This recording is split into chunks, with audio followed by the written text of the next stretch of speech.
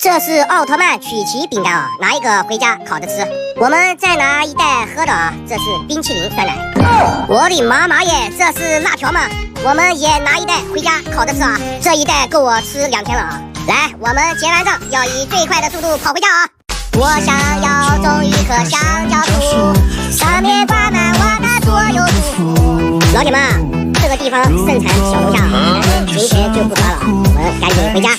海边看日出。哎，老铁们，这是丝瓜啊，我们摘一个回家烤着吃啊。这个丝瓜猛一看有点像蛇啊，嘿嘿，有口福啦。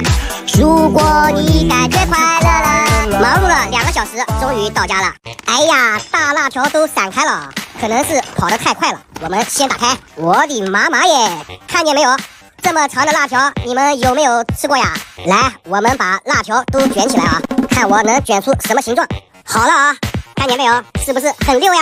来，我们把奥特曼饼干也打开啊，这里还有一个小汽车啊，买饼干送汽车，挺划算啊。这个等一下再玩。这个曲奇饼干我还没吃过啊，我们来看一下，应该是巧克力味的，都倒出来看一下啊。巧克力配辣条，绝配啊！来，我们把冰淇淋酸奶打开，倒进我们的鸡蛋杯子里啊，来再加点葱花更好喝啊。我们把鸡蛋放进炒杯里啊，然后把丝瓜切断啊，来看一下啊，这都是丝瓜汁啊。那我们就直接烤了啊，来起锅烧油，开始高端的食材。高端的食材往往只需要采用最朴素的烹饪方式。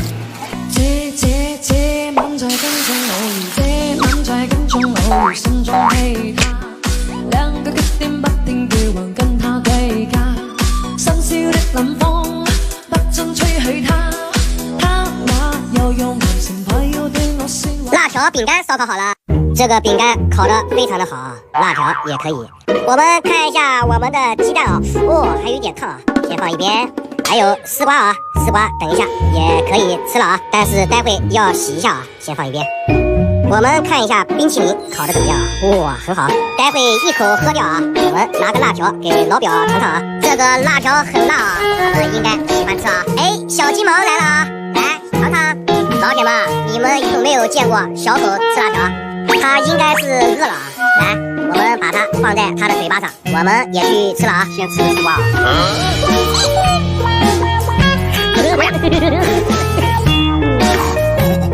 来，吃辣条。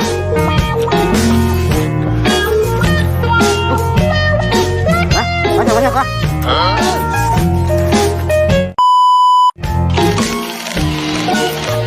最后一根我们给老板啊，这是奥特曼饼干，我们把这个粥喝掉啊。老铁们，今天就到这里了啊，那我们明天再见啦。